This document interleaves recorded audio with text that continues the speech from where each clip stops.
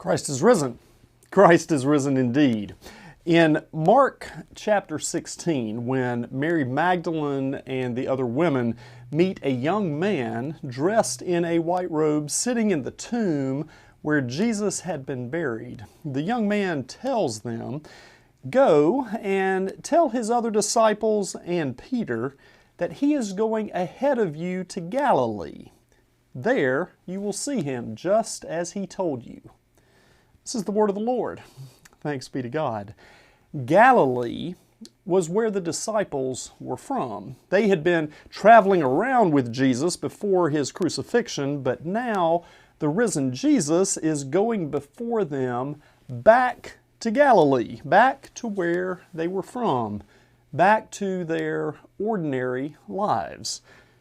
Sometimes I think that we can fall into the impression that spirituality is supposed to somehow take us out of our ordinary lives, supposed to help us rise up above the messy, ordinary, conflicted, turbulent realities of our lives and of the world.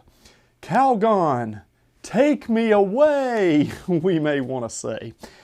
But Christian faith is not for some other world far, far away. It is for this world. Christian faith is not for some other life far, far away, but for this life, right here and right now. This is related to the sacramental nature of our faith. In the sacraments of the church, baptism and communion, we have very ordinary elements: water, bread, juice or wine, things that you get out of the tap or that you can pick up at any grocery store. And yet we believe that these ordinary elements are carrying the holy presence of God in some mysterious way.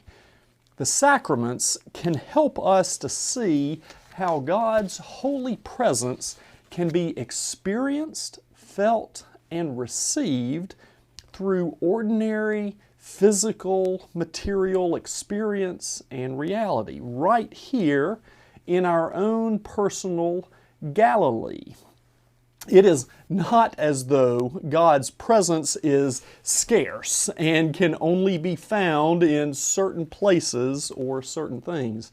God's presence overflows with abundance, and God comes to us through everything, in every moment, in every situation, if we have eyes to see it.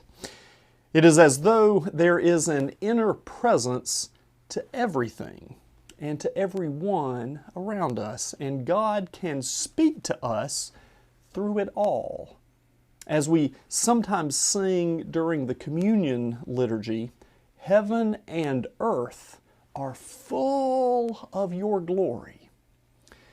So friends, as you go through your day-to-day in your Galilee, in the midst of your ordinary daily activities, see if you can maintain a small little bit of awareness to sense and be present to the inner presence of the people that you're with, the animals that you may be around, even the trees and the flowers around you. See if you can sense and perceive the depth of these things and listen for God's voice to come forth to you through them. Friends, be safe, be well, and we'll see you soon.